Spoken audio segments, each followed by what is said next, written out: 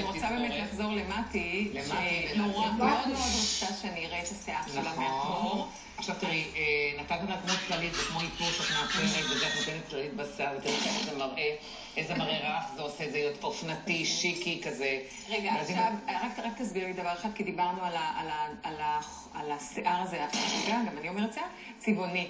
אצלה, זה תוספות שם בצבעוני? הכל תוספות. אצל מתי. אצל מתי זה גם תוספות, ברור שזה גם תוספות פה. והתוספות אמורות לתת מראה כזה, כמו צבע לפנים, זה כאילו לקחה והיא פרט השיער. תראי, זה גוון יפה, זה עשה לה לפנים, עשה לה שיק, הסגול מאוד מתאים לה. ומתי התחילה להתאים את עצמה, התחילה לבוא עם דברים סגולים. גלגלים. גלגלים. יפה, בנות ובן, מה אני אומר?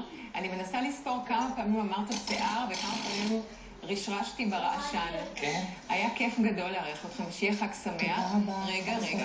רגע, מתי, יום האישה הבינלאומי, קודם כל לגברת, ועכשיו גם לעדן היפהפייה, פנקיסטית. איזה פנקיסטית. כן, בנות מקבלות פרחים. תודה רבה. אנחנו נצא עכשיו להפסקת פרסומות קצרה, וכשנחזור